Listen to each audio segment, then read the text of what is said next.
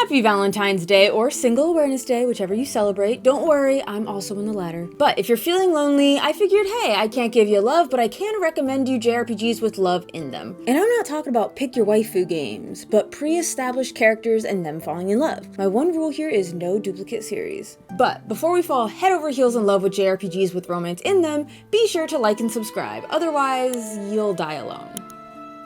Yeah, I thought you'd hit that button. Number 7. Let's start with a young love, a fun love.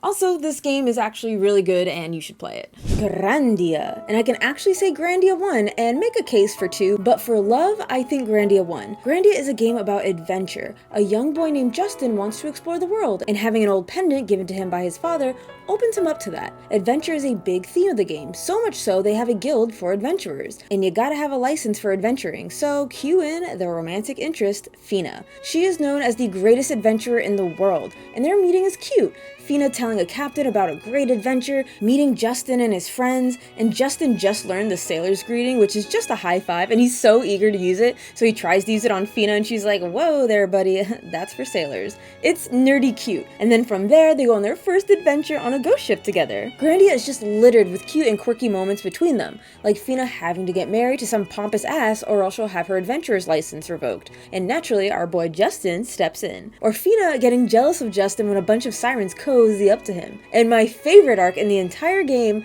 the town of Gumbo, who has been seeking the couple of legends for reasons. Is it corny? Yes. Do I eat it up? Yes. Grandia on a whole is a fantastic game, and their growing puppy love only adds to it. Also, be sure to watch to the very end for a positively heartwarming post-credit scene.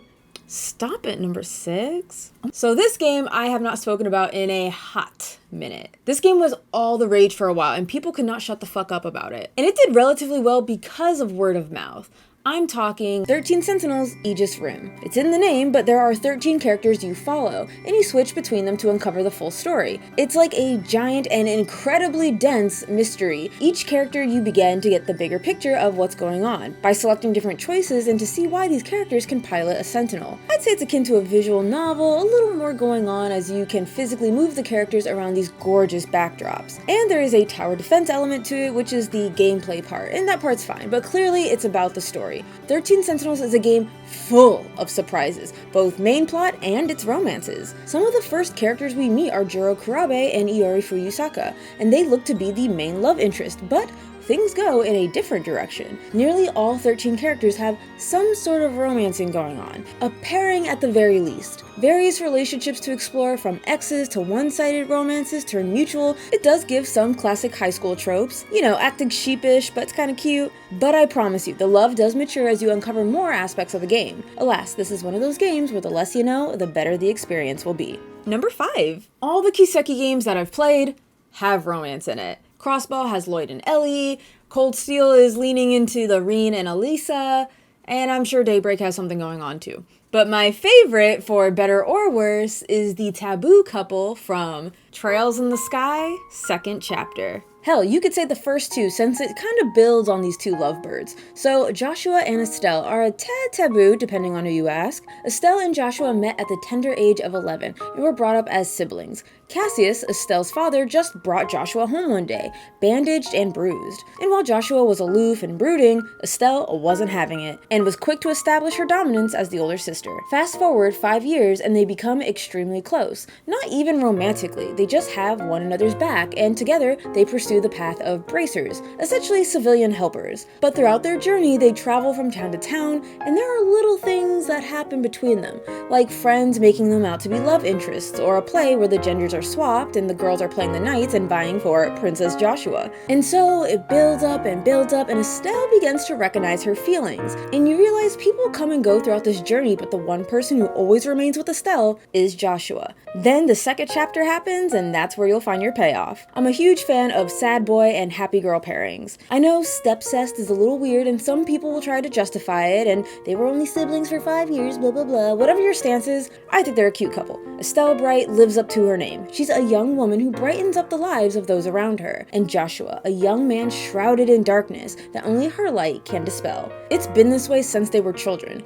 Estelle always trying to brighten up his life then and for the foreseeable future. Oh goodness, number 4. I love a tragic love story. And you don't realize it's tragic until it's too late. Nier Automata. This was my game of the year in 2017. Yes, I'll take it over Persona 5, Dragon Quest XI, Xenoblade Chronicles 2.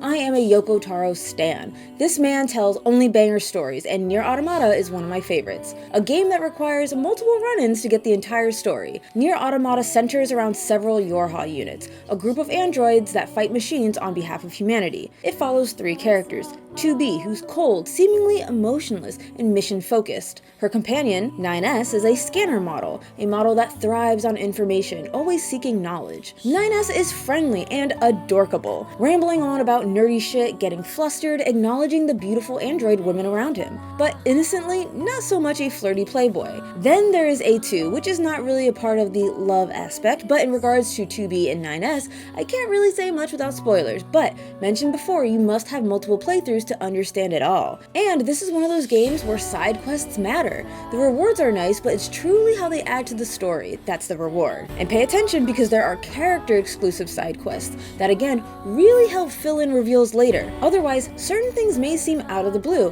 when really they were mentioned but tucked behind quests. Listen, I love a bittersweet love story within an overarching thought-provoking one. What is the meaning to life? What is purpose? Why go on if we have nothing to fight for? Please do treat yourselves to one of the best action games of all time while enjoying a budding romance between 2 bumbling androids. Number 3. This entry in a long-standing series was meant to elevate it. This is something that every fan of the franchise was looking forward to. Like, finally, the series no longer looks like it's stuck on the PlayStation 3. However, the game was fine, okay, passing. But the one thing the game did do right was its romance. Tales of Arise. The grander picture is about one planet being enslaved by another, the Downins and the Renins. The Renins took over and enslaved the Downins, and that's pretty much where we start, following Alphen, a slave who wears a helmet and has amnesia. But the most interesting thing about him is his inability to feel pain, which makes him the perfect fit for our girl, Shion, a Renin who inflicts extreme pain to anyone who touches her. The two make a getaway alongside a resistance group, trying to overthrow the Renin lords that rule over the Downins. As you can imagine, along the way, they meet others, and even they have their own pairings going on. There is someone for everyone in the group, but Shion and Alphen is by far the most explored. Throughout their journey, there are both little and big things that make Alphen and Shion a perfect match. Obviously, the pain to the touch and someone who can't feel pain,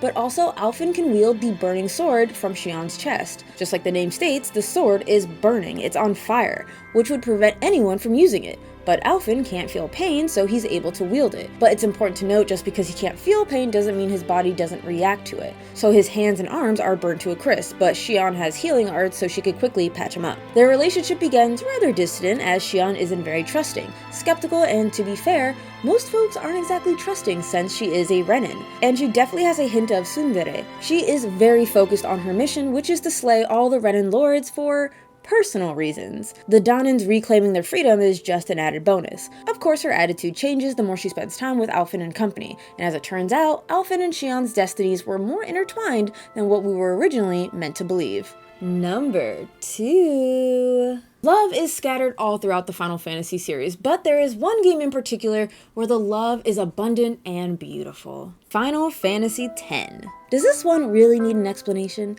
A series of events thrusts Tidus out of his world and into another, where he meets a summoner, Yuna. They share some similarities, namely trying to live up or even supersede their fathers who weren't very present in either of their lives. Tidus joins Yuna on a pilgrimage to collect Aeons and perform the final summon to defeat this giant whale monster known as Sin by becoming a guardian. So now he has every reason to stay by her side and slowly learning the truth of becoming a summoner and what it will take to defeat Sin. I really like how Yuna slowly opens up over the course of her journey because she comes off very demure, soft-spoken, and Tidus is just not. He's got a big mouth on him and he's kind of a dummy, but given how he was teleported from one world to another, I guess anyone would seem a little bit airheaded. But hey, opposites attract, and Tidus and Yuna grow close and gave us one of, if not the most beautiful and iconic love scene to this day. Yuna facing up to her current predicament and Tidus comforting her. It's so breathtaking, and oh, how Final Fantasy X ends,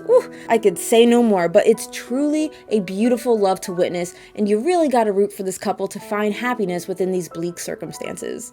Number 1. Believe it or not, Final Fantasy X is probably my favorite love story game. Probably. But I put this game above Final Fantasy X because love is central to why things are happening, how they're happening in Xenoblade Chronicles 3. This game is about breaking a cycle. Imagine you just existed. You spent your whole life training and battling another colony of people. You don't know why, it's just what you do. At most, you're connected to your colony's flame clock, which is refilled with the energy of the defeated enemy soldiers. If your flame clock runs out, you die with it. Naturally, no one wants their whole colony to be wiped out. So, the two sides, Kevis and Agnes, fight until they can no longer. Every person has a maximum lifespan of 10 years, so even if they survive 10 years of war, they made it to their homecoming. Essentially, they're sent back to heaven by their respective queens. This is considered a great honor. Now, fast forward to our band of heroes. There's 3 from Kevis and 3 from Agnes, but the ones that we'll be focusing on are Noah from Kevis and Mio from Agnes. Naturally, they go head-to-head in combat, proving to be one another's equals, and then interrupted by another party, and upon their first meeting, they form an interlink and become Ouroboros, only possible between a Keves and Agnes member. The two get a glimpse of one another's past and unite to defeat this giant freakazoid known as Mobius. After successfully defeating Mobius, they are made to be an enemy of the world, destined to be forever hunted by Mobius' kind while figuring out the truth behind the never-ending war. It's a great story about moving forward, and within it, an even greater love story. Not only do Noah and Mia grow closer, but the entire Agnes and Kevis folks get a little smitten with each other. Unfortunately, I can't go deep into Noah and Mio's love, but just know that how it slowly unfolds is beautiful. And the drama of Mio only having 3 months until her homecoming adds some welcome tension and drama. It really is fascinating to see the lengths that people will go to for love. Now, Xenoblade Chronicles 3 isn't the only Xeno game to add a touch of romance. You can find some in Xenoblade Chronicles and Xenogears. Both games I've reviewed on the channel. In fact, I've reviewed every game on this list. As always, thank you for watching, and join the Patreon where you could join the Discord and vote on more list video topics. Thanks again, and I'll see you in the next video. Mwah!